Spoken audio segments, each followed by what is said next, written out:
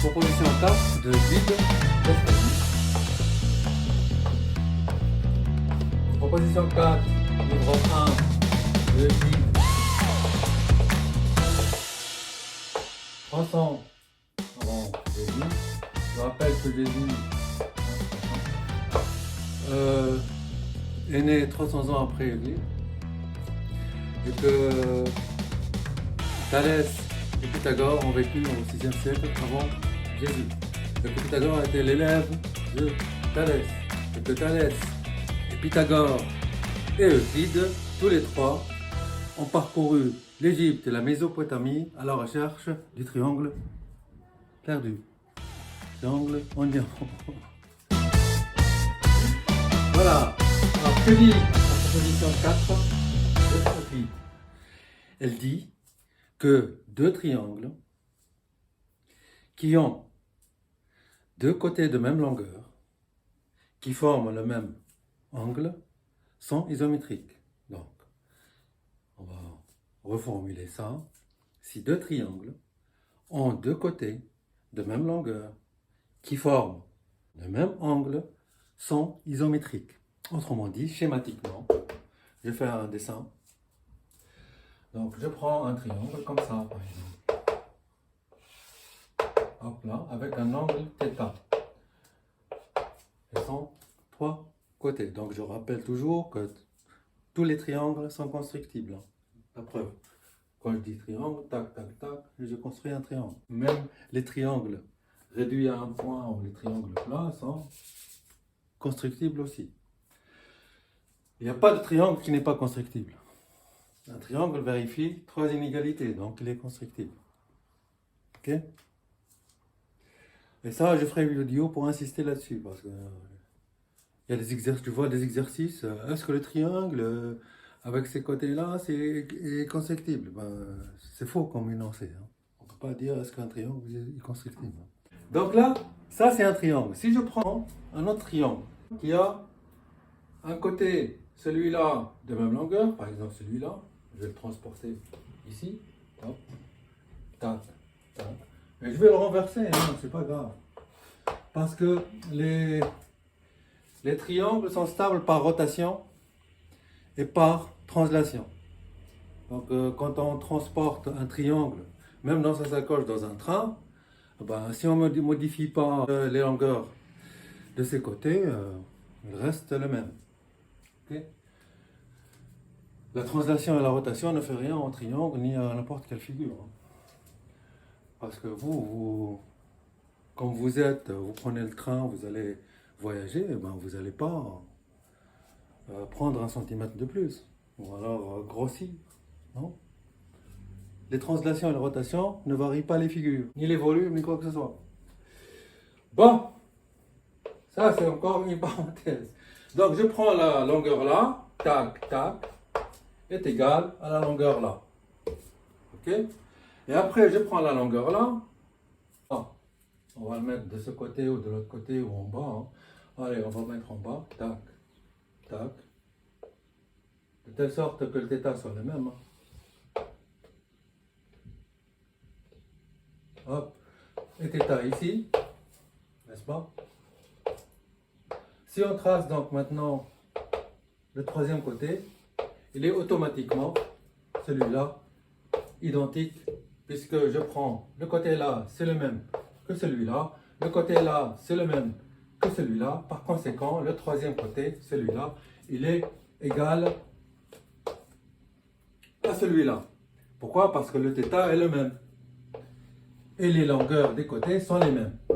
Donc, puisque deux triangles, donc on revient à la proposition 4, deux triangles qui ont deux côtés de même longueur qui forment le même angle θ, ici, sont isométriques. Donc ici, tac, isométrique.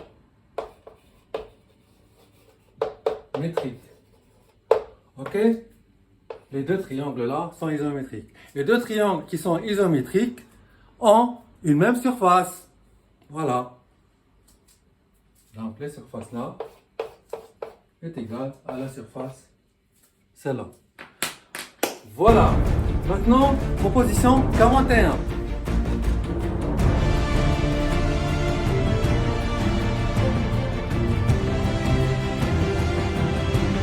Voilà, ça c'était donc la proposition 4 du livre 1 de guide qui, je rappelle, a vécu dans les années moins 300. C'est-à-dire à 300 ans avant Jésus, et qui a passé la moitié de sa vie en Alexandrie en train de piquer les mathématiques égyptiennes. Voilà.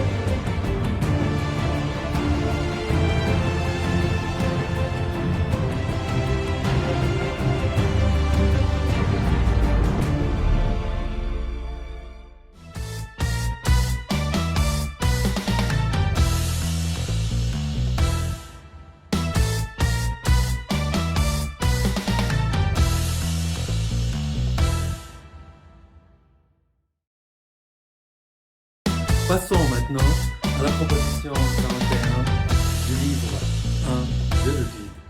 Que dit cette proposition 41? Elle dit que si on prend un triangle qui a la même base et la même hauteur qu'un parallélogramme, alors la surface de ce triangle, c'est la moitié de ce parallélogramme. Proposition 41 de Euclide. Proposition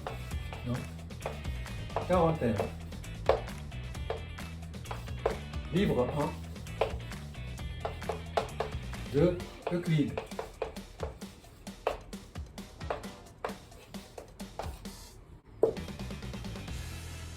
On va faire donc ça schématiquement. Si je prends un parallélogramme, un carré est un parallélogramme, un rectangle est un parallélogramme, donc je prends un rectangle ou alors un parallélogramme. Allez, un rectangle. Ok. Comme ça, c'est facile. Voici un rectangle. La surface du triangle là, c'est la moitié de la surface du rectangle. Ben pourquoi? Parce que ce triangle là, il a une base ici qui est commune au rectangle ici. Voilà. Et sa hauteur, elle est commune aussi à celle du rectangle. Comme la surface du triangle, c'est base fois hauteur sur 2, c'est base, c'est grande longueur, fois petite longueur du rectangle, divisé par 2. Voilà. C'est aussi simple que ça. Maintenant, pourquoi c'est important de connaître ça alors que c'est évident, hein, vous dites? Parce que si je déplace le sommet de ce triangle parallèlement à la base ici, ainsi, je garde donc le triangle avec la même base ici, je déplace son sommet ici, ces deux côtés, ils deviennent celui-là et celui-là. Voilà. Il se trouve que ce triangle-là, il a la même base et la même hauteur que ce triangle-là. Donc, il a la moitié de la surface de ce rectangle-là. Vous comprenez l'utilité de ça? Voilà. Ça veut dire qu'ici, on voit bien qu'on a ici la même hauteur, la même base. Ce triangle-là, donc, il a la même surface que ce triangle-là. Et donc, sa surface est la moitié de ce rectangle-là. De la même façon, si je le déplace par-ci ou par-là, parallèlement, le sommet parallèlement à la base, eh ben, tous les triangles qui vont avoir la même base et la même hauteur, ils vont avoir leur surface la moitié de celle du rectangle. De la même façon, si je prends avec la même base un autre parallélogramme, n'importe lequel, par exemple, je me déplace ici et je dessine le parallélogramme. Je vais joindre, puisque j'ai gardé la même base ici. Ce parallélogramme, celui-ci, a la même surface que le rectangle là. Et que n'importe quel triangle qui a la même base, par exemple, si je prends un triangle là, le bleu, sa surface est la moitié de la surface du parallélogramme rouge aussi. Voilà. C'est ça la proposition 41. Elle dit que si un triangle donc, a la même base et la même hauteur que n'importe quel parallélogramme, eh ben, il a sa surface égale la moitié de celle du parallélogramme. Voilà. L'aire du parallélogramme rouge, on va l'appeler A, divisé par 2, est égal à l'aire du triangle bleu, qu'on va appeler AT, A triangle, hein. T comme triangle, c'est égal à AT. Donc AT, c'est l'aire du parallélogramme rouge sur 2. C'est aussi l'aire du rectangle blanc, on va appeler A aussi, comme ça, A rectangle, AR, allez. C'est égal aussi à AR divisé par 2. Voilà. Et ainsi de suite. Et aussi, c'est égal à l'aire du triangle blanc, celui-là, qu'on va appeler AT2. Allez, AT, T2. Bon, celui-là, T1, triangle 1 et ça, triangle 2. Et donc, c'est égal à l'aire du triangle T2. Et celui-là, donc, on a appelé, on a dit T1. Ok? Voilà. L'aire du triangle bleu, c'est l'aire du triangle blanc. C'est la moitié de l'aire du parallélogramme rouge. Et c'est la moitié de la surface du rectangle blanc. Voilà. Et ainsi de suite. On peut en faire une infinité de triangles comme ça, avec la même base, tout en faisant balader le sommet, celui-là, parallèlement à la base. Et pareil, on fait pour les rectangles et pas les parallélogrammes. On peut avoir une infinité de parallélogrammes ici, en gardant la même base et en faisant promener les deux sommets parallèlement à la base, tout en conservant bien sûr cette distance, puisque les deux côtés opposés doivent être égaux. Voilà, c'était la proposition 41 de Euclide.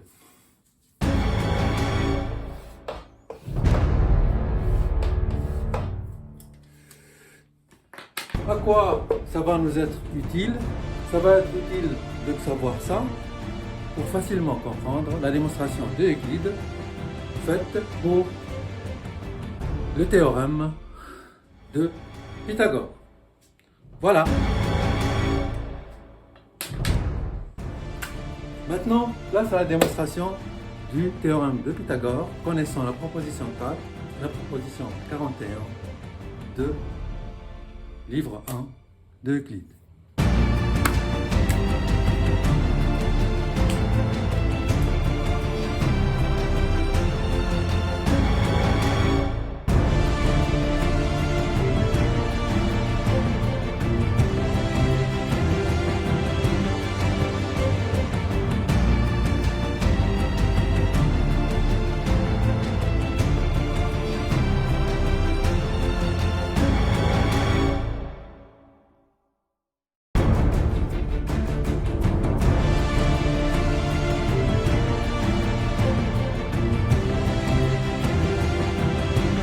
Maintenant que nous avons bien compris la proposition 4 et la proposition 41 du livre 1 de Euclide, nous allons pouvoir plus facilement comprendre la démonstration faite par Euclide du théorème de Pythagore. Place à la démonstration. Montrons donc le théorème de Pythagore, comme l'a fait Euclide, 300 ans avant Jésus. Commençons par dessiner un triangle rectangle. On va considérer l'hypoténuse comme étant sa base. Ok.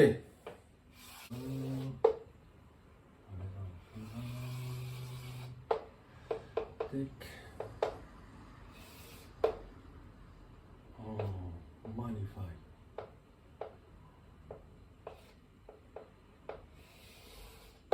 Voilà. Ça, c'est notre triangle. Ici. Ici, un angle droit, nous avons. On va appeler le côté là B. On va l'appeler B. Le côté là, on va l'appeler A. Et le côté là, on va l'appeler C. Ok. On va dessiner ici C carré. On va descendre jusque là. Bon, on va considérer que c'est C carré. Hein. Ok. Ici, A carré. On va dessiner dans le prolongement le carré A. Voilà. Le but donc, c'est de prouver que A carré plus B carré est égal à C carré. Et montrer que A carré plus B carré est égal à C carré. Voilà.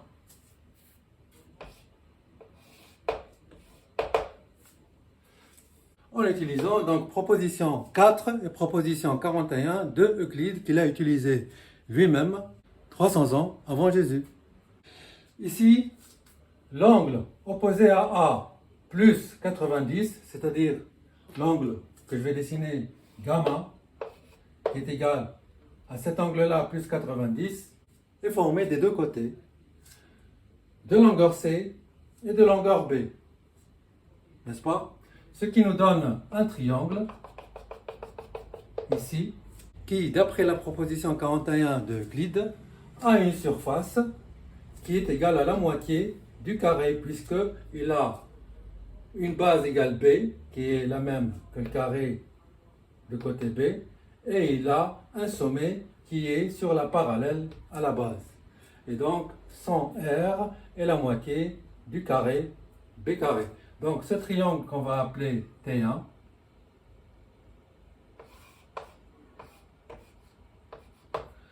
a une R qui est égale à la moitié de l'aire du carré de côté B. Donc, R de T1 est égal à B carré sur 2. Et ça, c'est la proposition 41 qui nous le donne. Ok? Voilà. Je rappelle donc la proposition 41. L'aire d'un triangle qui a la même base et même hauteur qu'un parallélogramme, c'est la moitié de l'aire de ce parallélogramme. Ok? Voilà. Première donc égalité, l'aire de T1 égale B carré sur 2. Maintenant, si on regarde bien, l'angle gamma, celui-là, on va le retrouver ici. Puisque ici c'est 90, on rajoute à l'angle opposé à A, on va aussi retrouver gamma. On va le retrouver ici, gamma. N'est-ce pas? Et donc, le triangle qui est formé des côtés B et côté C est isométrique au triangle T1. Pourquoi? Ça, c'est la proposition 4. Parce que deux triangles qui ont deux côtés de même longueur, c'est-à-dire ici nous avons côté B, côté C, côté C. Et ces deux côtés de même longueur, ils forment le même angle gamma, ils sont isométriques. Donc si on appelle ce triangle T2, ben, T2 et T1 sont isométriques.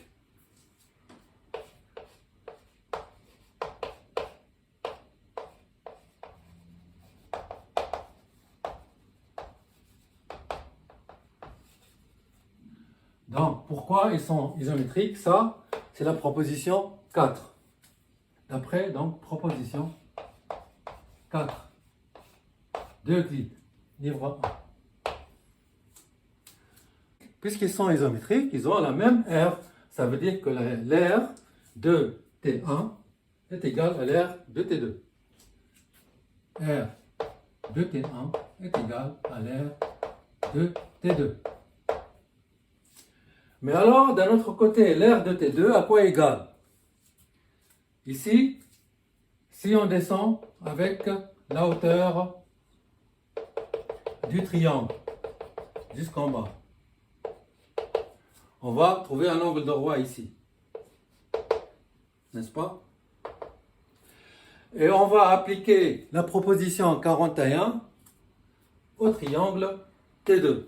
Et on va trouver que l'aire du triangle T2, c'est la moitié de l'aire du rectangle de côté C et côté cette distance qu'on va appeler D. Ok? Voilà. Donc D, c'est la distance entre le point d'intersection de la hauteur et le sommet du triangle. Donc l'aire de T2 est égale à D fois C divisé par 2, puisque donc on applique la proposition 41, je rappelle. Donc D fois C divisé par 2. Et ça, c'est encore proposition 41. Et donc là, maintenant, par isométrie, on a dit que R de T1 égale R de T2, ce qui signifie que DC sur 2 est égal à B carré sur 2. Voilà. DC sur 2 est égal à B carré sur 2. Ça signifie que DC égale B carré. DC est égal à B carré. Première égalité, donc DC est égal à B carré.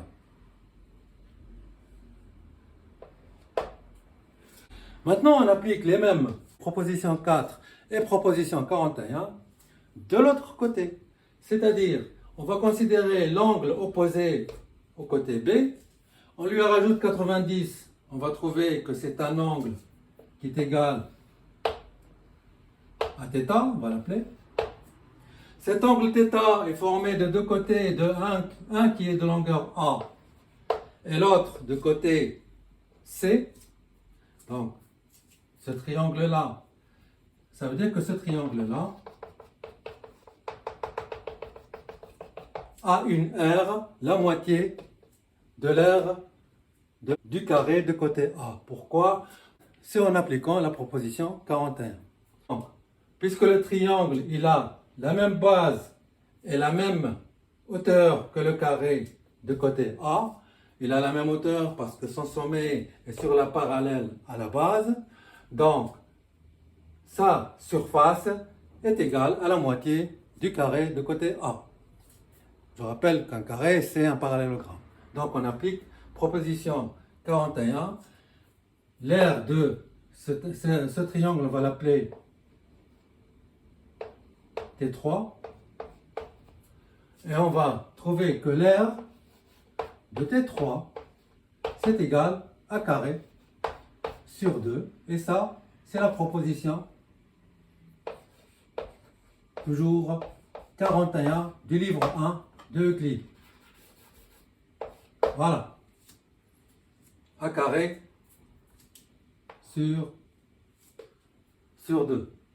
Maintenant, ce triangle lui-même, d'après la proposition 4 de Euclide, il est isométrique au triangle formé de côté celui-là, le côté celui-là, et l'angle le même θ, parce que l'angle, on va le retrouver ici, puisque ici c'est 90 plus l'angle opposé AB.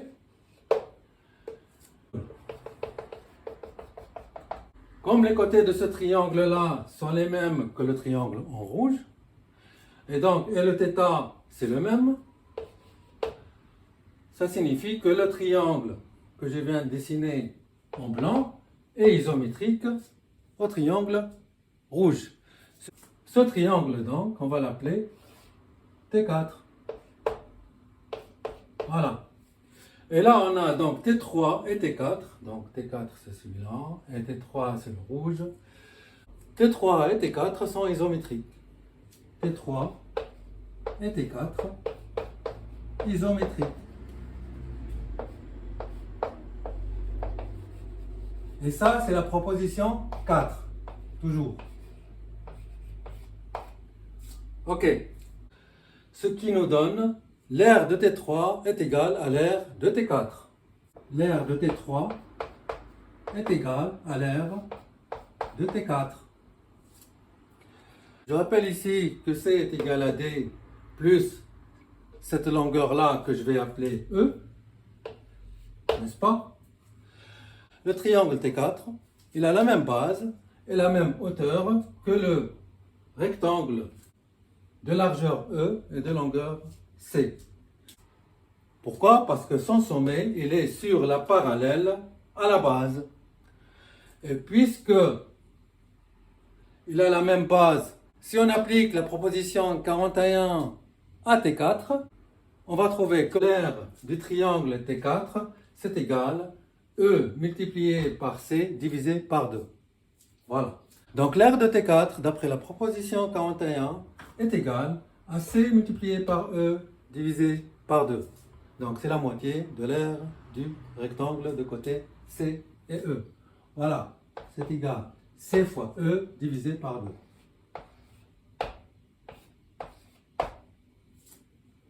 Donc ici, on a l'aire de T3 égale à carré sur 2.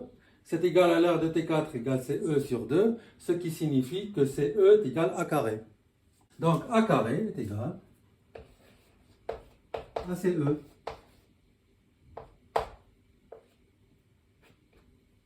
Voilà.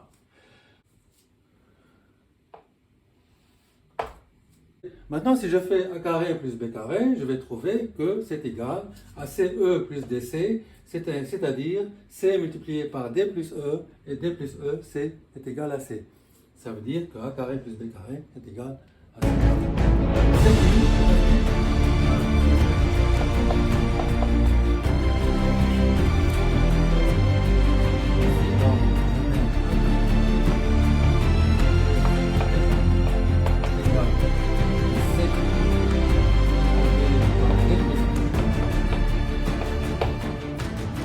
Ça, c'est égal à C. Voilà, c'était la démonstration du théorème de Pythagore en utilisant la proposition 4, la proposition 41 de Euclide. Alors, qui est le boss? Alors, voilà. Voilà.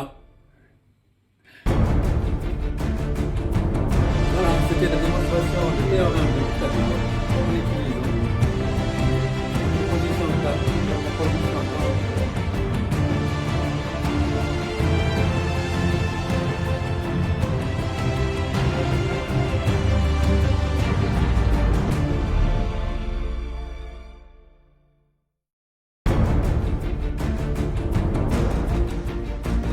N'est-ce pas? N'est-ce pas, n'est-ce pas?